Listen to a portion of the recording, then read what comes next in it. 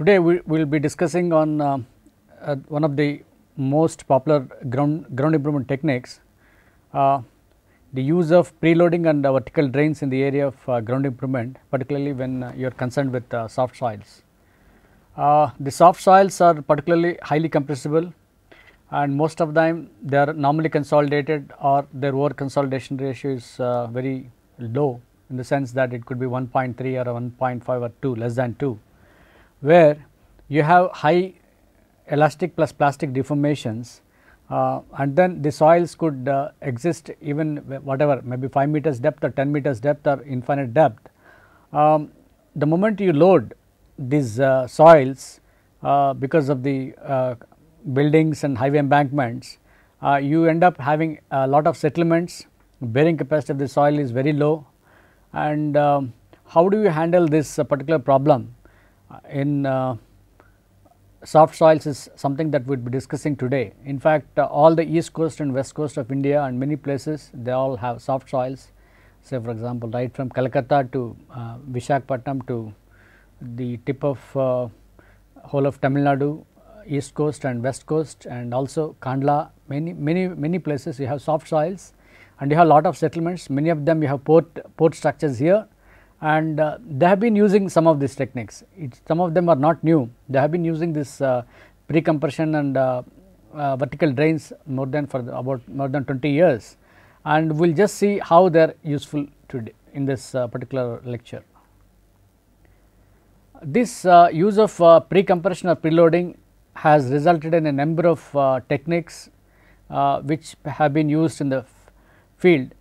Actually, as I just said, some of the soils are normally consolidated. So, if you pre-compress, or like you apply the higher load such that the settlements are going to be less, it is called preloading. So, what we do in this technique is that we apply a higher stress than what is the stress that is likely to come on the soil, so that the settlements are preempted. Like we accelerate the process of settlements by using preload, and once you construct the structure, you will not have much settlements. So, that is what we say, it is called pre-compression or preloading.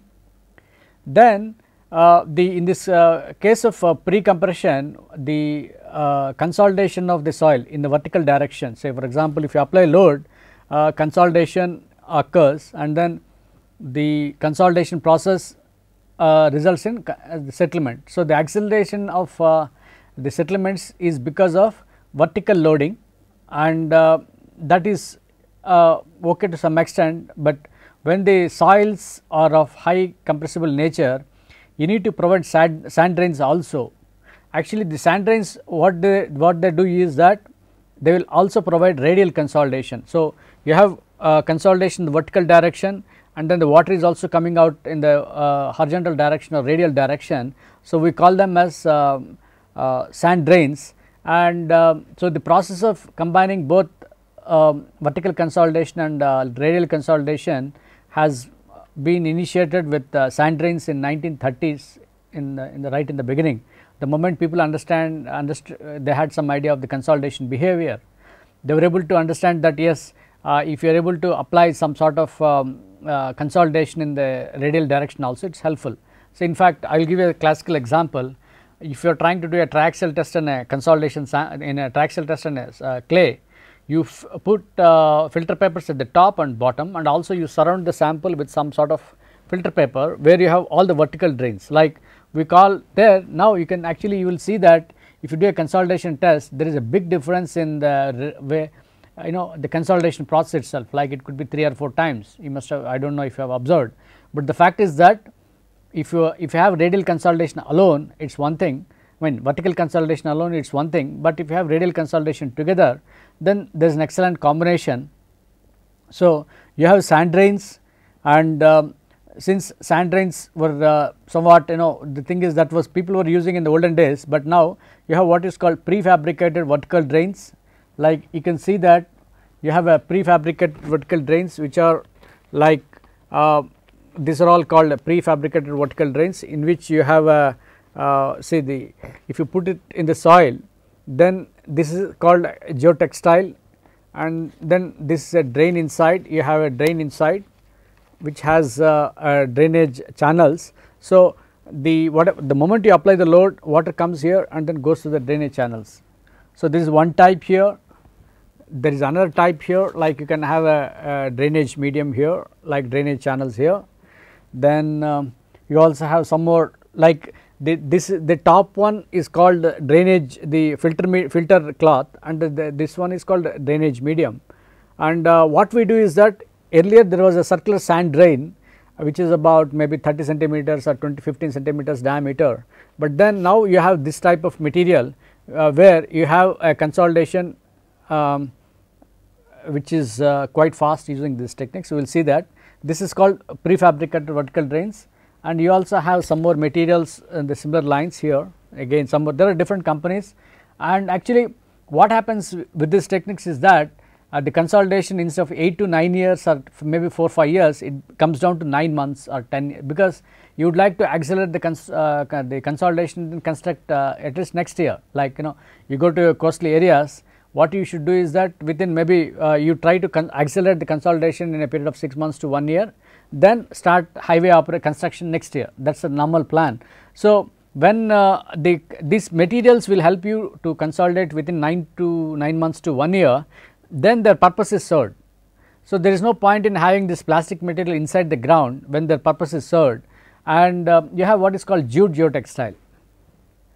So, this jute geotextile is sufficient, and though this is biodegradable, it may last for 1.5 to 2 years, but then once you put like this, then the same purpose is served as that of this material. The difference is that this will not stay in the ground, but whereas this stays in the ground, and that way we can say that you are trying to provide a sort of a environmental friendly technologies using this sort of materials. And also in India, you have, this is another one, this is called coir. This is again same coir which we normally know. So, both coir and geotextile are abundantly available in India, and people can develop some of these the prefabricated vertical drains and use it in the field, and they are maybe good for 9 months or to 1 year, but then we have seen that they have all the required properties which are comparable to the synthetic materials, and they are helpful. So, essentially we will be seeing some of these materials here. So, this is a typical example that I would be showing here.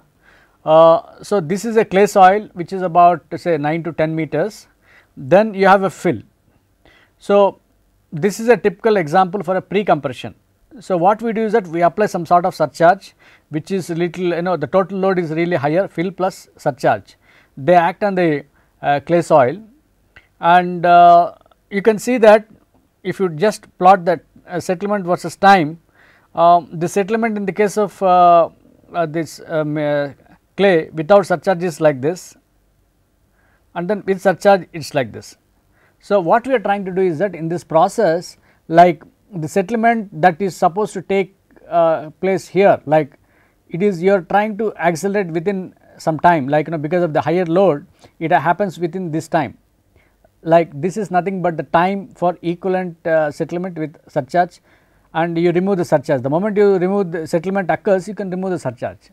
So, you can monitor the settlements in the field and then remove the surcharge. So, the thing is, actually this is called this is what we need. This is, you have to design for this particular time, which is very useful input into our own design, whole design process here. So, this is the same example, like you have a designed load, say for example some 100 kPa is acting. So, maybe you put 150 kPa or 200 kPa, depends, that also you should calculate how much of surcharge should be put. So, design load is something 100 kPa, you can put 150 kPa here. So, what happens is that this could be the thing, then remove that and then it comes back. So, the thing is the final settlements are always going to be like this, and it's an effective technique for accelerating the consolidation settlements in clay soils. So, the principle is that, so like you must be able to calculate this is the load that you are expecting, this is the load plus the whatever is the stress that you are expecting from the building plus the fill total surcharge. So, this is higher, as I just mentioned, you need, like say for example SC is a settlement under the load, SC plus SC is a load under the fill plus the primary compression. Actually, this is the primary compression. So, you can get within time T2 which is required here. So, to calculate this T2 we have a simple technique. We will see that we know that this is the proposed structural load. So, for example, I said 100 kPa and the thickness of the clay layer undergoing consolidation is Hc. It can be a double drainage and single drainage conditions we know in soil mechanics. So, this is a standard expression that we have for calculation of settlements like Cc into Hc by 1 plus E naught to log of this the stress caused due to additional load. One can use see this to calculate this stress, you have to use proper equations. There are analysis methods available to calculate the stress. So, you calculate this stress at a particular point. What is the stress, extra stress because of the load, that you should be able to calculate from many of the elastic stress distribution theories, we have them. So, then this is the original overburden pressure. So, you know how to calculate settlement. So, now the other thing is that if you have the same whatever is extra load, you have higher load, that is it. So, when you have higher load, and of course, E naught is the initial void ratio of the sample or the void ratio at that particular depth. So, our objective is that the within settlement within this total settlement should occur within time T2, which is much shorter than T1, and then we apply some sort of temporary surcharge on the ground surface for the time T2. We will just keep. So, for example, how do you apply the temporary surcharge? You have sandbags and some of the material I will show you, or whatever a weight heavy material you can keep it, and then the settlement will be equal to SCP. So, at the time if the surcharge is removed and a structure with a permanent load is built, no appreciable settlement will occur. So, this, as I said, they are all done by temporary fills. So, like this understanding can be obtained with reference to what is called the degree of consolidation at time T2. This is what we are interested. So, that is defined in terms of the settlement, the ratios of settlement at for the load P divided by the settlement at the load for the P plus F. So, like we have the expressions for both of them in the previous expressions we have seen, like we have seen these two expressions, and ratios of that, all other things get cancelled and you have these terms. It is simple to understand. What we do is that these are the simple expressions. What we are trying to do is that you try to express in terms of the sigma naught here, and then this is one thing. So, you try to simplify this particular term. So, the degree of consolidation that you need at the point T2, you try to express in terms of the this is one ratio which will give you that this is one simple ratio, which is a extra load that you should apply in relation to its initial overburden pressure, and this is that load that you should apply in excess or as a ratio of the how much of fill load you have to apply. So, these two are the two ratios that are quite important. Like one ratio is nothing but it is a ratio in relation to the overburden pressure sigma naught. Sigma naught is nothing but gamma into H at any point.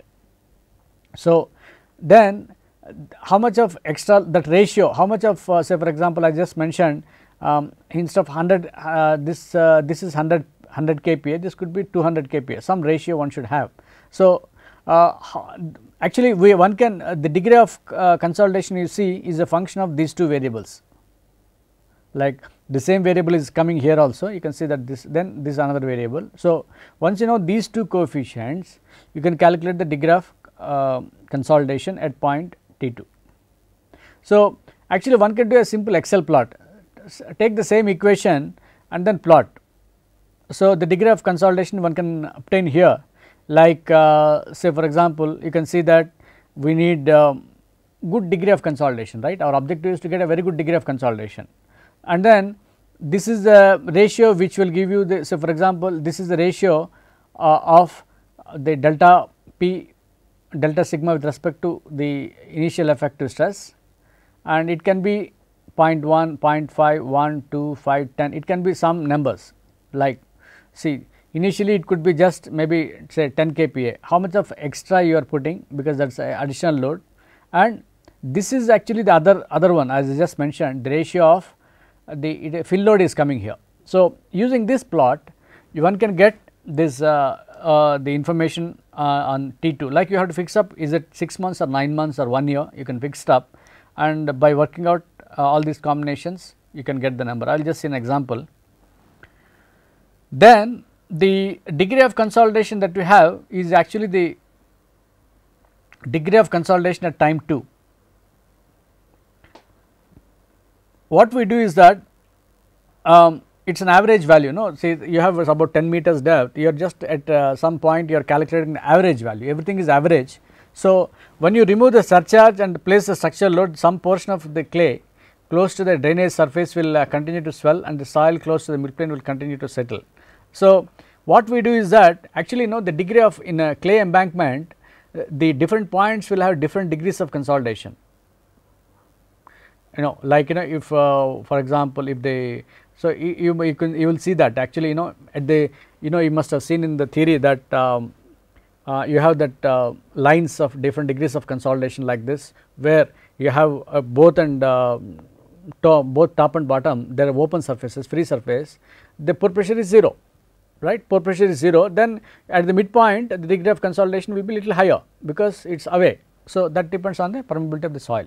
So, what we do is that the that particular thing, we assume that since this particular thing is there, removal of surcharge and the placement of structural load, what it does is that portion of the clay close to the drainage surface will continue to swell because you removed the load. So, there is some minor changes in the soil, and soil close to the midplane will continue to settle. So, to balance out, there is an approximate assumption that the whatever you have degree of consolidation is the mid plane degree of consolidation. We are just trying to average it out like this. So, this familiar thing we know, like we assume that the degree of consolidation is what you get is a mid plane consolidation, and we know this time factor, consolidation theory CV T2 by H square. CV is the coefficient of consolidation, T2 is a time, and maximum drainage path. So, we also know this particular plot, time factor versus degree of consolidation, which is a standard thing that we know in soil mechanics. So, knowing this, how do you solve the problem? It is a very interesting simple problem that I want to illustrate. You are trying to construct a highway bridge, and then the permanent load on the clay layer is expected to increase by 115 kilonewton per meter cube. You are getting some extra load, okay. There is some load, already there is some overburden at a midpoint, say for example, I said it is 10 meters. 10 meters is the thickness of the clay layer. So, at 5 meters the overburden pressure is 210 kilonewton per meter cube. How do you get that? Gamma by into H, right. So, this is square 210 kilonewton per meter square. So, then the CC and E naught void ratio, and it is even consolidation coefficient of consolidation also. Actually, we will try to put in terms of months, because what you do in the lab is just you try to calculate for seconds, but I want to for for example 8 months and 10 months I am interested. So, I am putting everything in months. So, this soil is normally consolidated.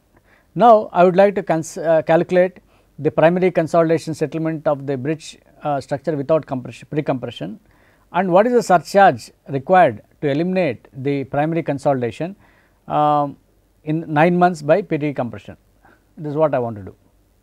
So, I just calculated in this particular steps what is the settlement. You can just see 415 mm, it is very high, about nearly 1.5 foot, right. Like you have all the CC, HC and 1.27, all that numbers are given. Then I would like to eliminate this by using the pre-compression technique. So, my objective is now T2 is 9 months and all these equations are given. So, TV I calculated, TV I calculated and I got 0.27, okay. So, we have a figure 3 just we discussed for 0.27 the value of the degree of consolidation is 40%.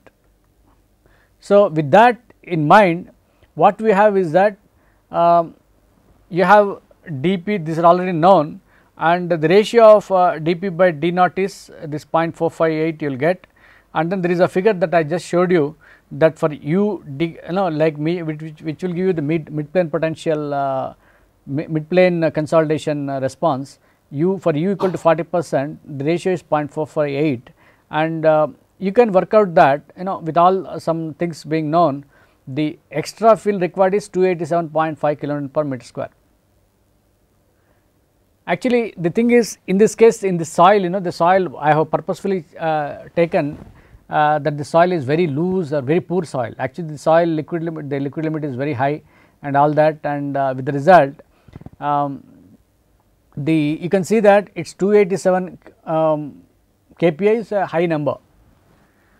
Normally what they do in the field is that, normally if the soil is somewhat, say for example a lower type of lower liquid limit and all that, little like say for example liquid limit is about 30% and all that, or 50%, one can really say that it may the load will not be this much, it may be about 100 or maybe 150 or something.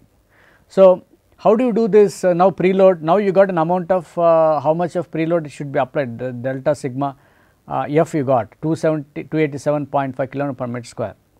So, how do you get it? For a simple example, I assume I have to fill. So, fill material I will take, it is about 20 kN per meter cube bulk density and 5 meters, it gives a preload of 100 kN per meter square. So, suppose I take sandbags which have this density of 20 and then load everything up to and load it up to 5 meters, and so density should be able to correct properly, say if it is 19, put 19. So, preload will be about 100, and then if I make it for leave it just for 9 months, then you have to monitor settlements also. So, it is we expect that the settlements will be sufficient, but normally what happens, see you are in a place where everything is clay, and to get a preload is very expensive, like even 1 meter, 2 meters, 3 meters is very expensive.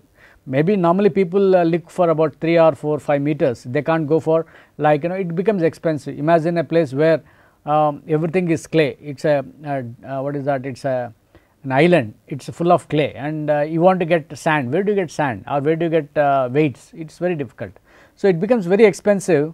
So, what we do is that in this particular example, I mean normally we can, that is the reason why we are trying to increase this degree of consolidation by other means. In this case what is happening, it is only the vertical consolidation that is occurring. Now, we try to use the sand drains or a PVDs, and let us see what is going to happen. This can be worked out, it is a simple thing. So, required surcharge is higher than the preload, and hence consolidation by sand drains or PVDs is required. So, we will see, and so this is a typical preload how it looks like. It is so difficult, you see, like it is quite difficult, like you may just dump it, maybe this is about 5 to 6 meters or 7 meters, like you have to make some arrangements, and how are you sure that the preload is effective? There are a number of issues, but still it is a technique that has been quite useful, and people have used it for many years, like before 1970s and 60s, this is a technique that people used. So, what is that advantage? You can see here, like you have a preload, you have the this is extra the whatever is the surcharge you are trying to place. Its consolidation is only vertical, slow draining subsoil, because the consolidation of the soil is less. So, that is a problem, but here because of the provision of the drains like this, as I just mentioned, like this, if you have drains at every proper spacing and all that, you can see that there is a consolidation occurring here because of that, like all the drains, so that is the reason why it is going to be very effective. So, these are the as I said, it is a filter jacket, you have a plastic core, and these things act as the drainage channels. Actually, the advantage is that, see the like the I must tell you the difference. Sand is one thing that normally you can use the same thing for sand drains. Okay, sand drains you will get it, and the advantage of the sand drains, yes, is that if they are cheaper and economically viable, it is all right. But the problem is that over a period of time the clay and sand gets mixed up, and there will be a problem between the soil and sand and clay. There will be some place where the permeability is again a poor, some sand will not be column will not be complete sand drain, it will be some other extra, like some area gets smudged, or what we call it smear zone, and that is the permeability of the smear zone is very important. And the advantage is that, like if you have radial consolidation, you can see the difference here. See, you can see that with time, and then this is settlement axis, and with vertical drains, this is without drains, this is the degree of consolidation. Drains without surcharge is one thing, drains with surcharge and removal of, you can see that within this construction period, you specify that some time, all consolidation is complete, whatever settlements over. So, this is a very ideal technique for accelerating consolidation. So, as I just mentioned, the purpose of the ground import technique is very important. In this case, we are looking at accelerating consolidation as the main purpose. And so, for example, if I say that the sand can also work as stone column type of thing, we call it sand compaction piles, but the difference is that here it is a drainage is the main thing. In the sand compaction piles, it is a bearing capacity that is more important. So, one should not mix up both the issues, and one should clearly understand the purpose for which it is designed. Here it is being used because it is a radial consolidation has been quite useful in increasing the rate of consolidation. So, as I just mentioned, the radius of sand drains or the sand drains or the derivatives such as sand wicks, or these are all its derivatives, whether it is a this is a coir one, this is a jute one, they can be all very we say that sand drains are circular in cross section, like we just said 10 centimeters of the drain will use it. But for the prefabricated drains, because this is actually easy to install. Why this is in the shape, the thing is that the shape is very important here, that sand drains, actually we make a bore and then put the sand and all that. Here we make a, we will just see that technique where you install this thing and then put in, there is an installation technique specific one here, and because to suit that we should come up with the shape.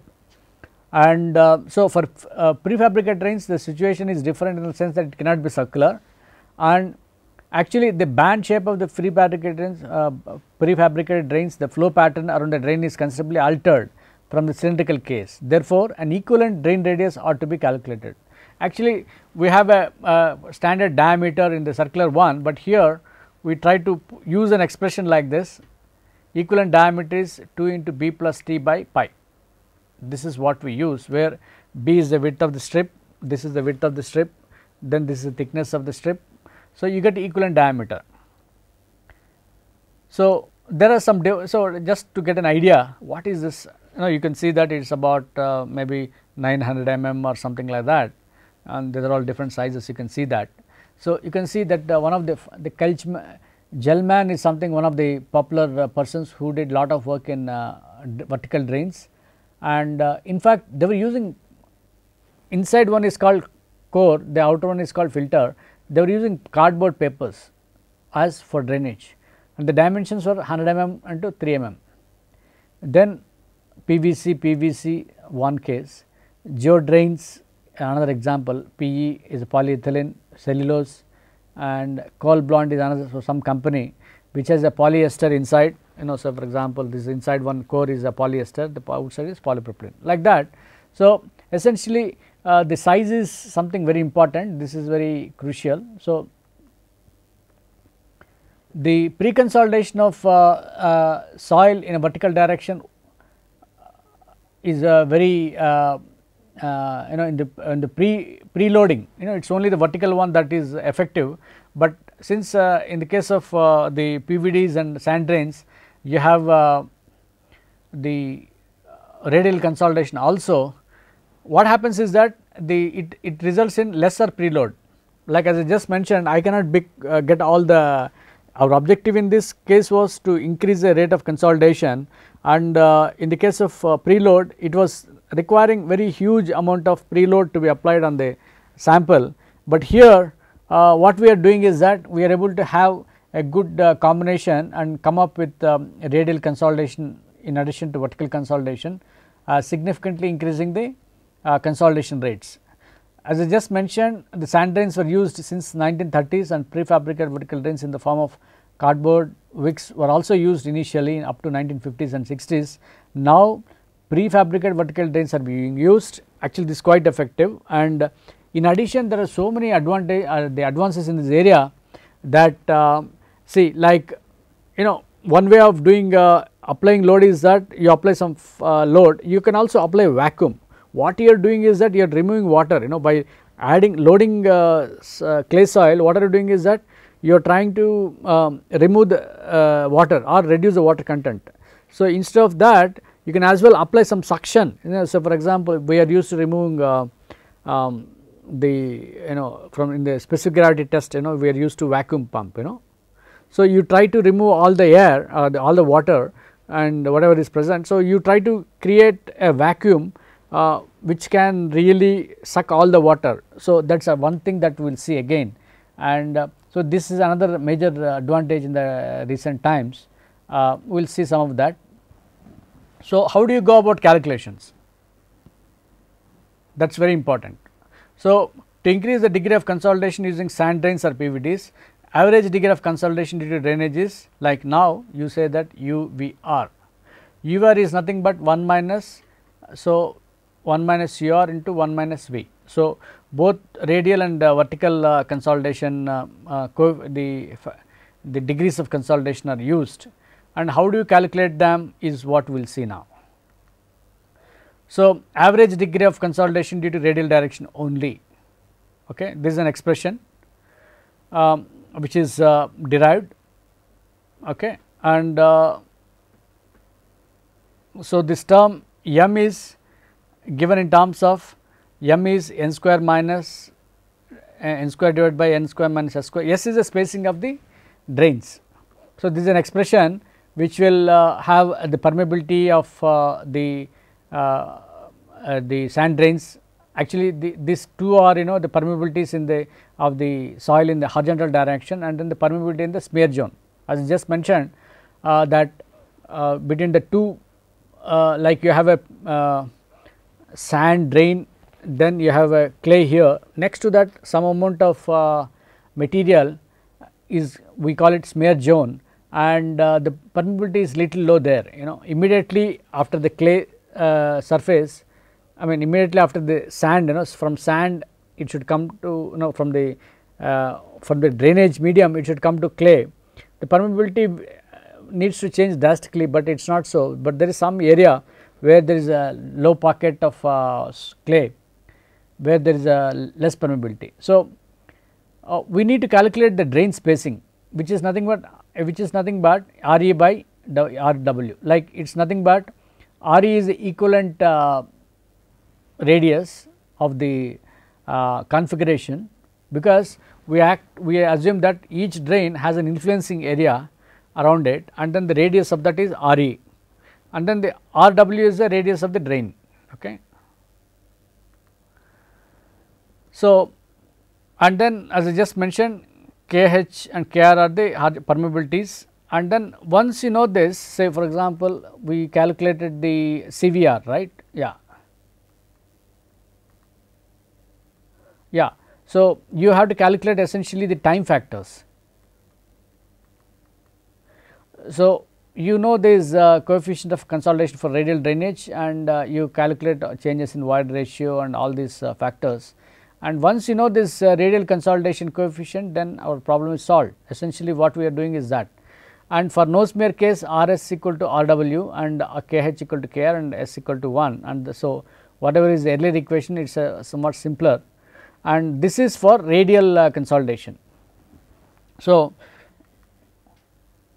next one is the you have a similar equation for the vertical consolidation, which we know from the theory itself, from the soil mechanics theory, like, you know, TV by, you know, that for degree of consolidation between 0 to 61 equation, we have those things. So use those equations and go ahead with design, and then use the expression in this, like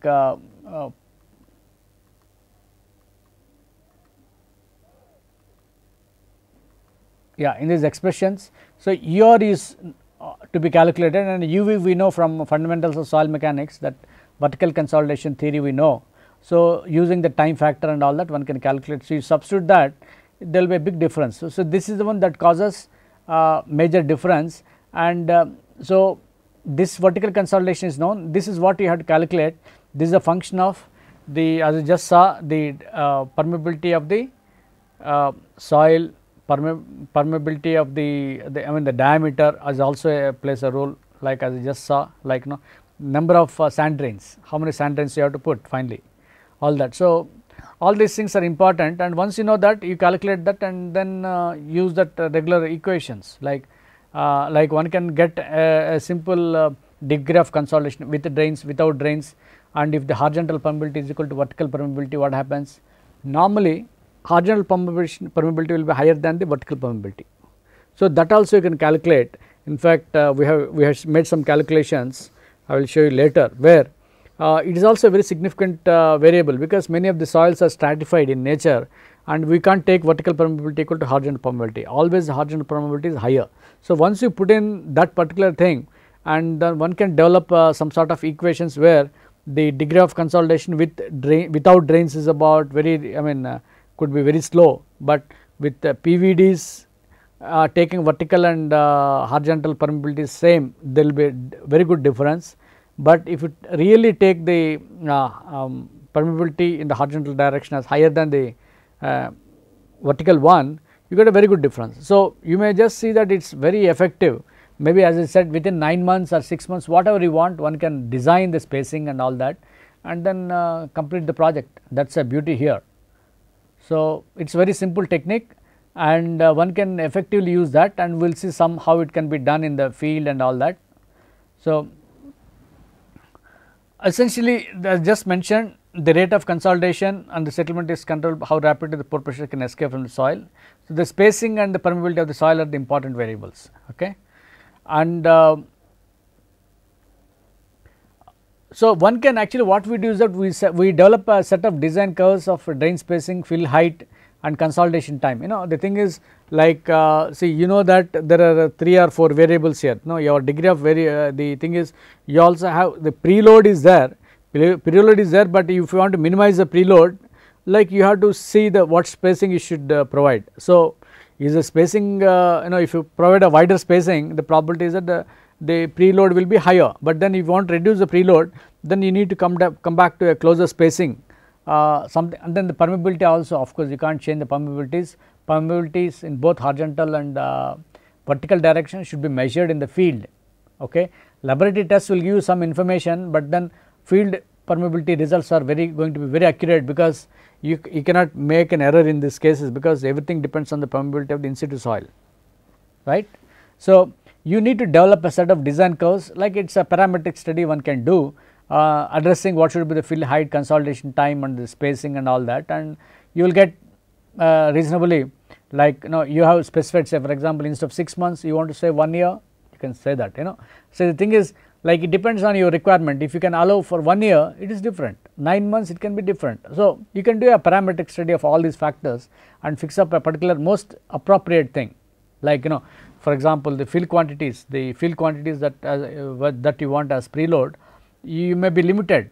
So, you need to consider that is an important variable, because it is going to be very expensive in a project to get a preload from different places, when it's when you need to say 5 to 10 meters if you want to construct it, is not possible. So, you would like to reduce it to a maximum extent and see that there is an optimum combination of all these factors, and it is going to be cost effective. I would like to just highlight some advantages of the prefabricated vertical drains or sand drains. In fact, sand drains have been effective, but the fact is that these all sand drains have a sort of you have to make a bore and then they put the sand material, whereas some of these materials have to be mission with using missions, you have to do that. So, in fact 5,000 meters per day can be done. It is a very fast, like one can do very fast, like like what you should do is that it just say 10 meters is the depth of soil to be improved. So, it just there is a mission that takes it down, there is a this thing, like it does, you can't, then there is a, you have to cut it and then there is a drain that gets established. So, the advantage is that they are very fast, that is one number. There is no risk of PVDs breaking insulation, while sand drains may have discontinuities if the mandrel is withdrawn too fast. Like if you remove that particular mandrel, the problem is that the these are all somewhat stronger material. In fact, whereas the sand material fails by shear, shear strength and all, those things are somewhat important, and they may have discontinuities also in the process of doing that. So, it may not be as good as compared to this, like it is number one, the reason is that the shear failure of the PVDs is during the settlement is less, whereas sand drains are vulnerable to shear failure during settlement, like there could be some movements and all that. It is not easy for in terms of the quality control. The other important thing is the PVDs have discharge capacities which are very high, like you just said. Actually, the beauty here is that, as I just mentioned, this filter allows only water, all the clay is outside. So, it is then only water goes inside. So, it is an excellent filter cloth, and the inside is what is an the excellent drainage cloth, and all the water will come up, it gets pumped up, and it is either it goes down or something, you have either it is all by gravity, anyhow water is released because it is open to atmosphere, and then water comes out. So, you can see that the drainage capacities are quite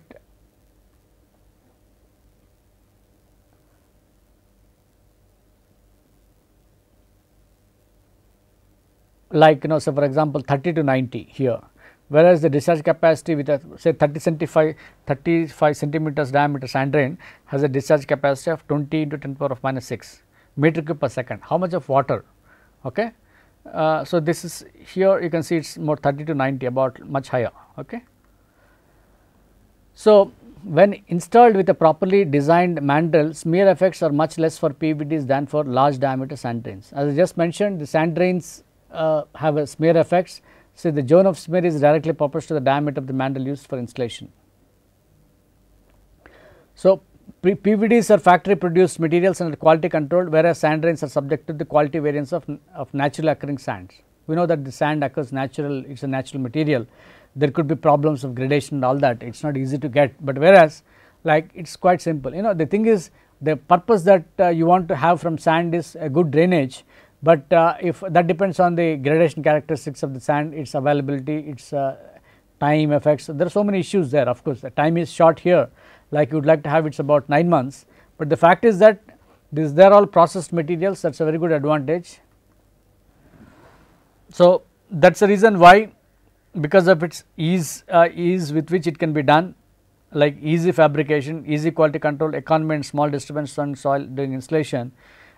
These techniques are particularly using PVDs are used in a significant way. As I just mentioned, the vertical drains can be in some spacing, either a triangular or square similar to stone columns. Consolidation problem is simplified to an axis symmetric one. Say for example, there is a Barron's theory of radial consolidation, one should read that. Okay. There is a Barron's theory of radial consolidation, which is, we know Terzaghi is the one dimensional consolidation, which is vertical. So, you need to read these Barron's papers and some more additional papers we have, which like it is a very classical work. So, we use that particular thing, and we assume that you have a material here, and then it has a effective drainage area. You have an effective drainage area, that is what we call it. So, an equivalent radius of the soil cylinder based on this same total area for different installation patterns is used. Like say for example, installation is also an important variable here. Okay. So, this is a square pattern is one way, like you have 4 sand drains here, and the triangular is also one thing, like it can be a hexagonal type. This is one important thing. Very important thing is that when you are trying to construct the preloading and all these equipment, I mean, or even the sand drains or even the prefabricated vertical drains, one should really do some sort of trials in the field. How do you do the trials in the field? Actually, this is a very popular concept in West in the sense, particularly in Netherlands, and say for example, if you go to Scandinavian countries like Denmark, Finland and all that, the soil is so soft, many of the techniques will not work. The maximum ground movement techniques were done in those areas in 60s and 70s, and even now it is an exciting area for geotechnical engineering. If somebody has a chance, it is an exciting area to be in that countries, Scandinavia, Denmark, Netherlands, all those, Finland, where lot of geotechnical activity is going on, and they have done lot of work, quality work, and then they have been trendsetters for the rest of the world. And then they say, because we know that, say we try to work on the properties that are you obtain from the lab or from the field, and then you are trying to assess the performance of the embankment. Best way is to construct an embankment itself, like 5 meters height or 3 meters height or whatever height you want. And the advantage is that if you have that type of thing, it avoids the uncertainties that you have with reference to sampling, then other difficulties like installation. Then the other advantage is that you should be able to, if at all you have decided about constructing a trial embankment, you must be able to make it, say for example, if you are trying to construct a 5 meter embankment connecting 2 villages. So for example, villages are 20 kilometers apart, you need a highway embankment between the 2 villages, and then the the height of the embankment is about 5 meters, and the slopes, everything is known. So that vertical you can as well construct about say for example 100 meters or 50 meters trial embankment, and then do all the experiment before you really take up the work. Then once you understand everything from that, then that can be used as the input for improving the rest of the work. That is the thing that we are trying to do here. So it needs to reproduce stress and field conditions that are representative of the actual structure, so that you can use whatever information and you get from that in a proper way, and better that it is a part of the final structure. Say for example, if the alignment is between 2 villages connecting them by for a distance of about 20 kilometers, that particular thing, whatever, say for example 50 meters could be a trial embankment.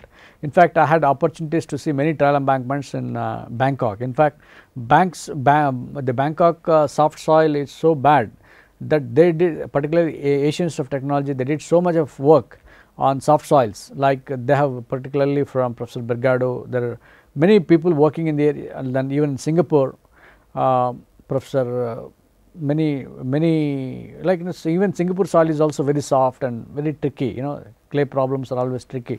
So they did lot of work using some of the concepts, and they say that it should be the part of the final structure. And actually the thing is, okay, you have to measure the performance of the trial embankment. How do you do measuring? You have to measure pore pressures, you have to do settlement gauges, you have to have leveling points, all that. Essentially why are you doing is that our objective is to reduce the settlements. You can see here one simple example. Okay, see the thing is, see there is a water table here. Most of the time there is always a problem, like you are trying to, soil is water is there existing, you are supposed to construct. Sometimes under the water also you should construct. How do you do this? So this is all soft soil here. Okay, then you have an embankment here, which is supposed to be a proposed embankment. You can put a surcharge like this here. Okay, you can put a surcharge here. So this is a drainage blanket, which we normally, because see these are all PVDS or sand drains.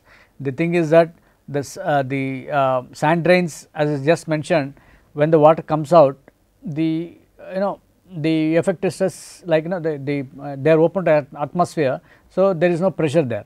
So that is how it is, and this all that. And here you see that this is called settlement platforms. You have to see how is a whole embankment settling. You have 1, 2, 3 settlement platforms that have been installed in the, you can clearly see that they are installed in the drainage blanket, we call it. It is very clear, and then this is on either side of the center line, it is very clear. You have this sort of settlement gauges clearly. Then piezometers. So you are only trying to measure on one side of the this thing, because this side it's this is actually uniform area. you can see that the area is quite uniform. You put piezometers here.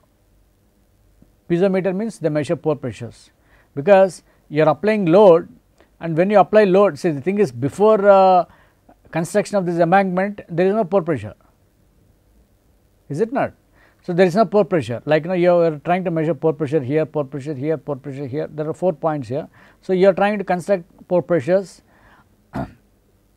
So, what we do is that these pore pressure are continuously measured, okay, whatever, some frequency of intervals could be there, and once you measure the pore pressures and settlement gauges, you will be much more comfortable. Okay. So, that is a very important concept here, that the instrumentation is a very vital component, particularly in soft soils, and so much of work was done on these lines, and they use you are applying some stress, you are applying, then you are trying to measure pore pressures, you are trying to measure settlements. So, it is like constitutive modeling has been very powerful tool to understand all of this, like suppose there is an extra load applied, how much of pore pressures are mobilized, how much of settlement occurred. So, that is what one can do here, say like they keep on constructing, see once you, the way we start is that this is a pore pressure, this is settlement gauge. The moment you put some layer of, say for example 1 meter of embankment, then there will be pore pressures mobilized and settlements induced. So, measure the settlements and pore pressures, put one more layer of compaction or the sand, this all embankment, keep on putting it and putting this, even put the what is that surcharge also. So, monitor for at least 1 year, 2 years, at least 1 year, then because it is one full season, it will give a good information. Okay. So, this is how we do that, and this is a typical construction. In fact, you can see that sand is coming here, and being this is what it is going under the paddy field.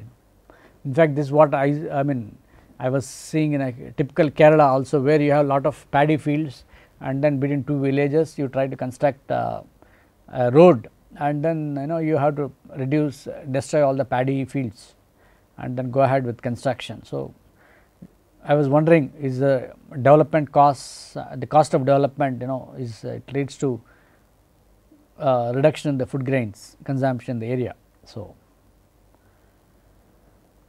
how do you do that?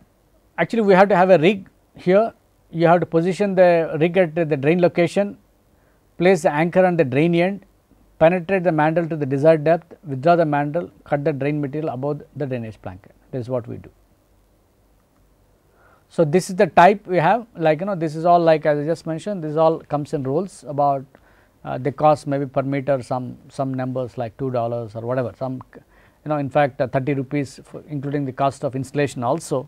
I mean there are some different rates, one needs to work out with in consultation with some of the suppliers. You have suppliers also, you have installers also, you have full time persons taking everything. So, this is that particular drain, this is done in the field. You can see that this is that mandrel, like this is the one, that first one, then you insert it into the soil, you cut it here, leave it here, just like this, then put your sand blanket or whatever. Okay. So, the advantages are that it leads to increased shear strength of the clay, it enables the load to be applied more rapidly, thus better use of the construction plants. In the case of embankments and steeper slopes and provision of berms could be avoided. Sometimes these are some of the standard techniques, provision of berms to improve the stability and all that is normally done.